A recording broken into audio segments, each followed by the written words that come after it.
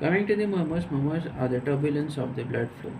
Okay, the criteria is abnormal increase in pressure in the pressure gradient plus defect should remain open. The systolic murmurs are the coming to systolic murmurs, ejection systolic murmur.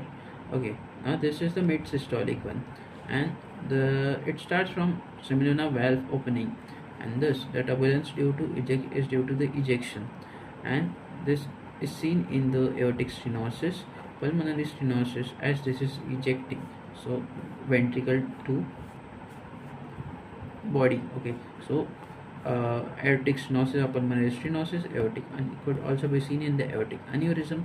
And if there is pulmonary artery aneurysm, it increases the blood volume and ejected, and thus increases the cardiac output rates. And we have then pansystolic. Okay, the pansystolic murmur is throughout the S1 and S2, and it is due to the ventricular septal defect, as there is a gap between the pressure in the left ventricle is greater than right ventricle, thus it moves in the right ventricle. Then we have the chronic mitral regurgitation seen in the rheumatic heart disease, and here the left ventricular pressure is greater than left atrium, so the blood moves upwards. Okay, then we have the chronic tricuspid regurgitation. It is the same thing. And the early systolic, then we coming to early systolic murmur. It is halfway between S1 and S2. It starts at S1 and it's between at the mid systole, and if defect closes earlier, so or less than mid systole, it is due to small plus muscular ventricular septal defect. Then we have other thing in which the decrescendo only occurs from S1, and if pressure gradient becomes 0 less than mid systole, it is due to acute MR. So if there is a chronic MR, there will be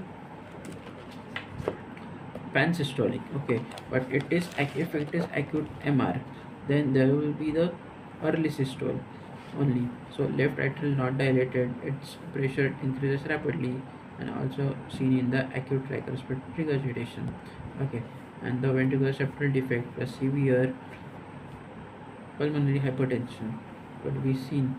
Okay, it leads to increased right ventricular pressure, ventricular septal severe. Okay, then we have late systolic at the end of the systole is due to mitral valve prolapse. Okay, then we have the diastolic murmurs here. Okay, early diastolic, mid diastolic murmurs.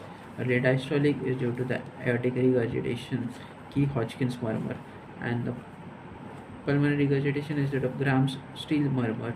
The mid diastolic murmur is active filling and seen in the mitral stenosis, tricuspid stenosis. It's terminal during the passive filling, and the mid diastolic murmur without pre